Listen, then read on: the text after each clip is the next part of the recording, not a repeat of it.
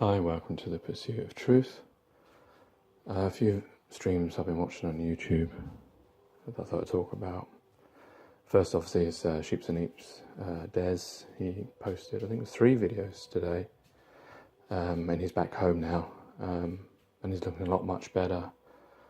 So I think, it's much better being at home than being in a hospital, no matter how good the staff may be, and we've seen a few examples where they haven't been as I think a lot of us would have liked them to be, and they're bound by their own system to be unable to help the individual do whatever they want.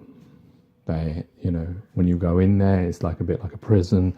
You have to discharge yourself. You can only do what they say. And if you want something, it's only within the bounds of whatever they believe, is whatever they believe is right. The other video I watched recently was Matthew C4. I think that was today as well. That was about YouTube. So YouTube now has capped mobile live to 1,000 subscribers. If you haven't got 1,000 subscribers, you now won't be able to stream live with your mobile phone. And I did try it. I tried to go live. Not that I do, because usually I record these videos, record the sound, or just record the video and then upload them afterwards, sometimes on Premiere, because then they get counted as live and tend to get more viewers than just uploading it. Not that I'm caring about viewers, but just because I want the message to get across. Otherwise there'd be no point in me just waffling away here.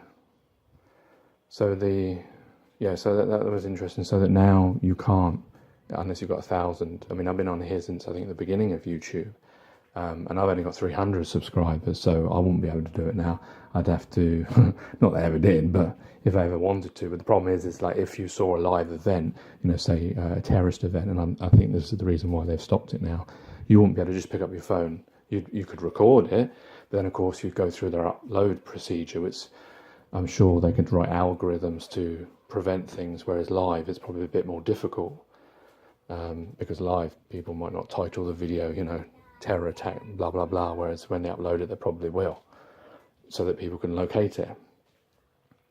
And I think this is all to do with the New Zealand event, which actually happened on Facebook, I believe. But I found it on YouTube as well. Not a live stream, but the recorded video. So I think now that they don't want that kind of access, you to have that kind of access, that kind of ability, because it's like if you watch the news, they're all poo-pooing this. How did Facebook show this live event? Because they're saying that if Sky or BBC showed it, then there would be outrage. But the thing is if you're looking at things in the old way, in the system that you've been brought up to, which you're a replicant of, then yes, you would think that yes, that's outrageous that Facebook was showing this kind of violence. But if you look at it from the new way of thinking, which is whatever you've been taught you get rid of, you start to think about, well, what's actually the problem with showing the truth?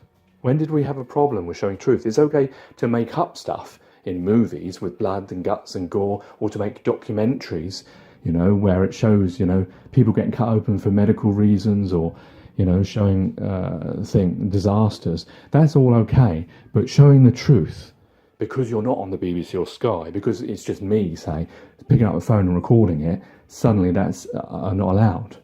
That's, poo-pooed, to use that poor expression. But that's the thing. Most people, because they've been, I'm going to say brainwashed. That's more propagandist, really. But because we've all been taught our world, how to perceive it and how to live within it, we then see that as a problem. But it shouldn't be a problem. In fact, our news industry should also be broadcasting these things. Let's stop hiding the truth from one another. Let's actually show each other what the world is really like, because then we may actually do something about it. This pretending that it doesn't exist and sanitizing it and censoring it is why we're probably part of the reason we're in this shithole and the problem, and that people don't care about things and have great apathy. And this is probably why the industry doesn't want it to be like this, why the governments will make sure now they want to have control of YouTube and Facebook and all those kinds of things to put heavy censorship on them, to be able to treat them like the news, print media or TV, us as well, that we may need licenses to broadcast.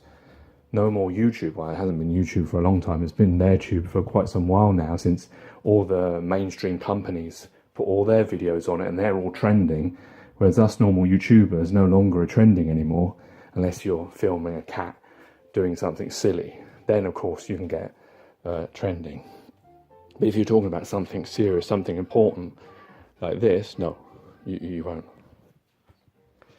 Anyway, there was another thing I wanted to talk about, was Patrick Jane. He put The Mind of Men. It's a great video. It's 3 hours long. It's about Agenda 21 and all the mind control and manipulation that we go through. Is well worth the watching. I'll put it in the companion, The Pursuit of Truth, as well. Take care, take it easy. God bless and peace.